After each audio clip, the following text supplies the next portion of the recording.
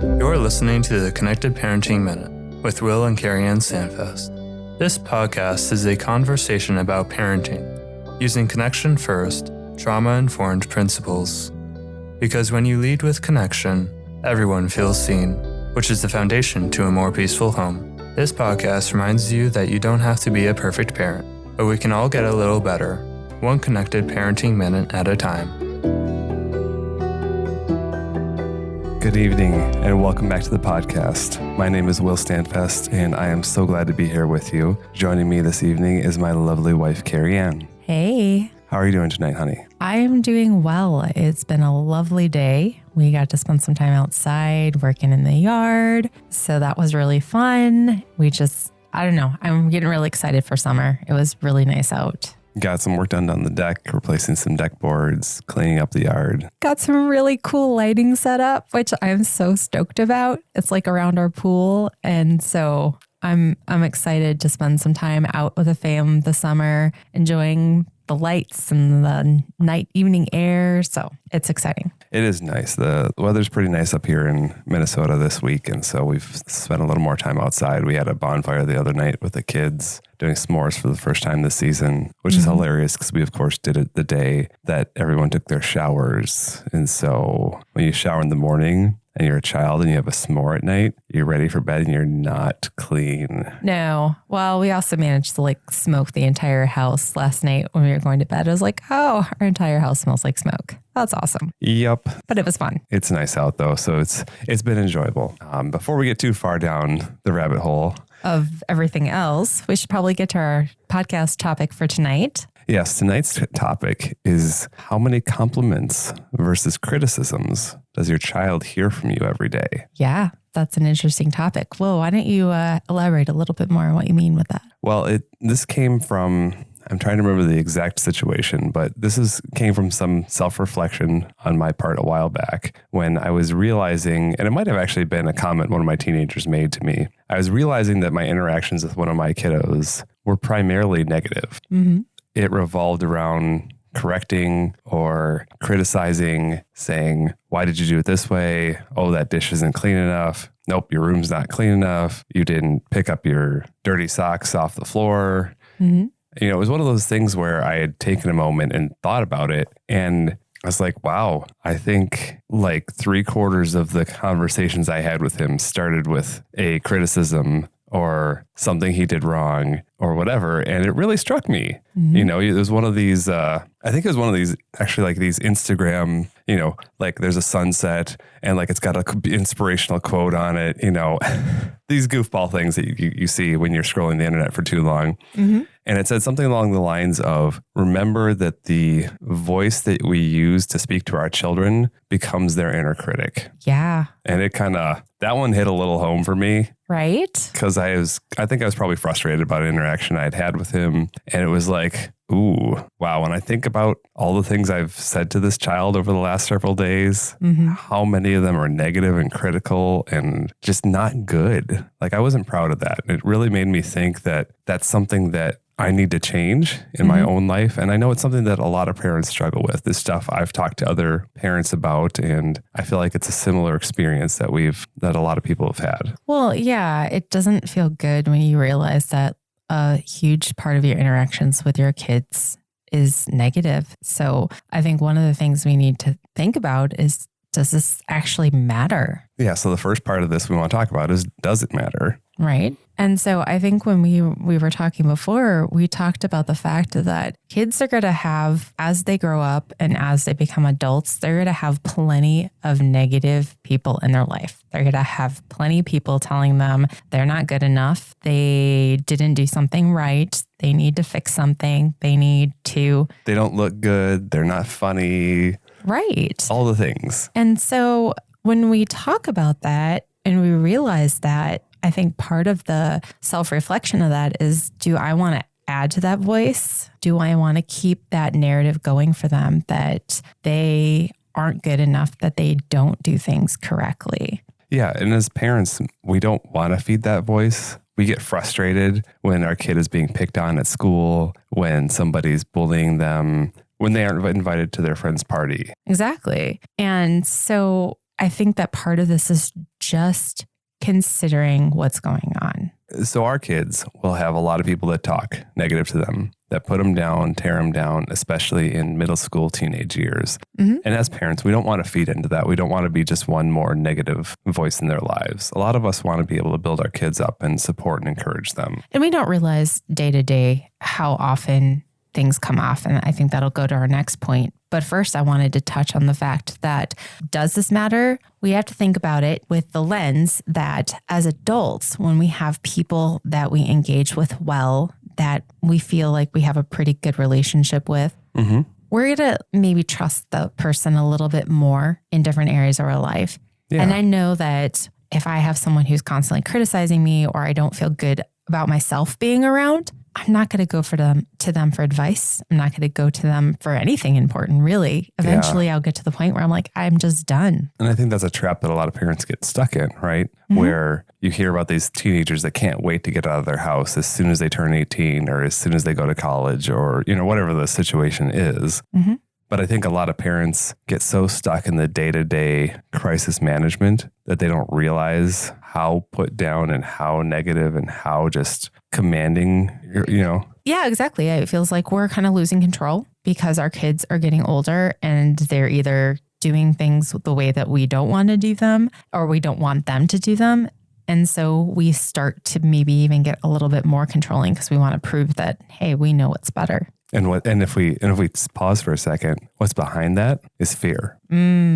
Especially for some of us that are raising foster and adoptive kids, it's very easy to go down that, oh my gosh, if I don't nip this behavior in the bud, my child's going to become a career criminal selling drugs and doing awful things or something like that. And, exactly. And in reality, this comes to something else I saw this other week on Instagram, is we need to focus on parenting the child we have in the situation we're in, not parenting towards that fear of what we're afraid might happen someday in the future. Yeah. And it's really easy to go there, especially with something like lying or stealing or whatever, especially when they're a little bit older and you start panicking going, oh my goodness, this is going to be awful at the end of the world. And it doesn't have to be a foster adoptive kid either. I mean, it can be total neurotypical kid. I'm fully capable of catastrophizing over my neurotypical 20-year-old as I am over my adopted 12-year-old, Exactly. Which kind of takes us to our second point,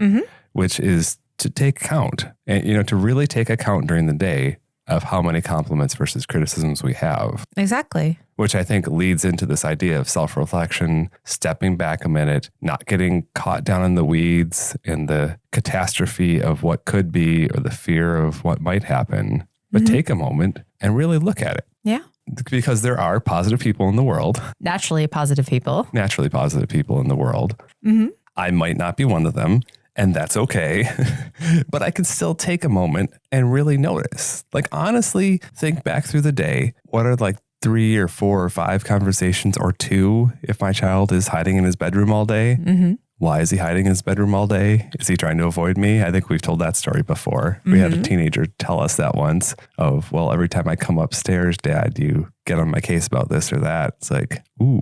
Oopsie. Ouch. Well, and I think too, it's not just even criticize. I mean, like when we're critiquing them, when we are correcting them, when we're nagging them about something, when we're shaming them, when we are criticizing them, all those things kind of fall into the same category. And I'm not saying blow smoke, in your kid's life and tell them they're wonderful and they're perfect and they can never do any wrong. I mean, we're being realistic about this, but more often than not, we tend to be negative towards our kids because we want to see them do good things as adults. And because they're kids, they're not going to do them right the first time, maybe the second time, or even the 200th time.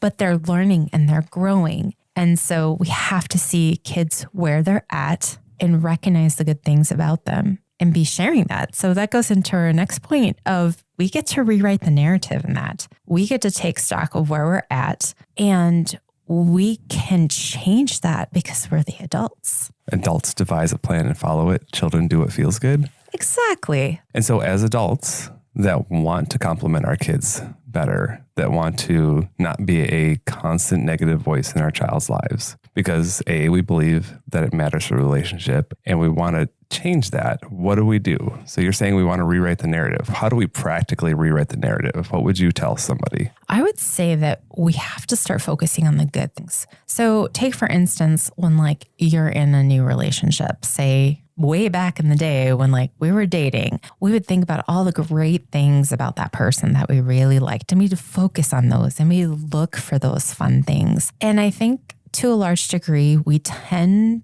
to focus on the thing that's right in front of us. And so if we see the problems with our kids, we're going to focus on those, and that's what gets our attention. So we actually have to be really intentional with focusing on the good things and focusing on the positive things. That might be 2 things right now for your kid, and that's okay, but we need to take stock of those. So one of the things that like I'm actually considering doing, I haven't, but it sounded like a really good idea when I came up with it, is I'm going to take a 3x5 card and write some of my kids' names across the top of it and start writing down the things that I really enjoy about them, or that they do really well, or that they're working really hard at. And take some time and actually think on those things and say those things out loud to myself, you know, taking time to really be intentional with looking for the good things about each of our kids, especially the ones that I might struggle with a little bit more relationship wise. It's a good practice to get into for any of our kids. Right? To really recognize the things that we see in them as positive things, because honestly, there are not many people in their lives that are pointing those things out to them. And how many times have you had a truly genuine compliment really just strike you and you just feel good all over? Yeah. You feel like somebody really sees you and understands you and called out something intentional that you do well. And it makes your whole day. It might make your whole week, depending on how bad of a week you've had. Exactly. But in order to do that with our kids, we have to be thinking about that. We have to spend a minute and recognize those things. I mean, make a challenge out of it. Take those ideas, those things you noticed positive about your kid, and challenge yourself. Can I say 2 of these to my kid today? Can I say 3 of them to my kid over the weekend? Can I say 4? You know, make it a competition maybe with your spouse. Who can find a way to sneak in a compliment for that kid that you 2 are both struggling with? See who can sneak in an extra compliment or 2 here or there. And just, if you notice that kid, let's be honest, some of them have a pretty tough exterior and you won't see it right away. Like you may not see the actual reaction. I guarantee you that child goes back to the room and they're like, oh yeah.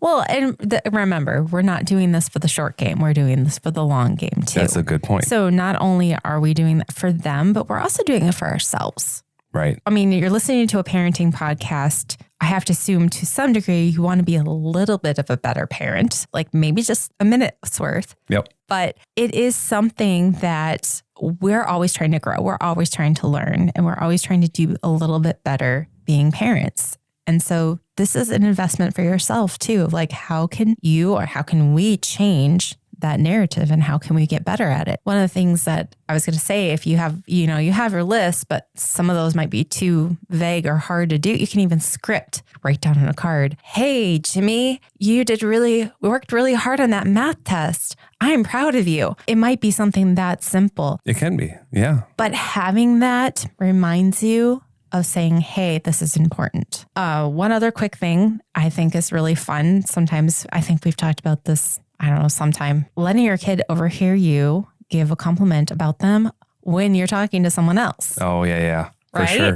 I mean, you can even be really, really, really underhanded and like pretend to have a phone call about something and just be like, oh yeah, Susie really did a good job when she cleaned the kitchen today and washed the dishes, whatever it is. It's ways that we can find regular rhythms of investing into our kids.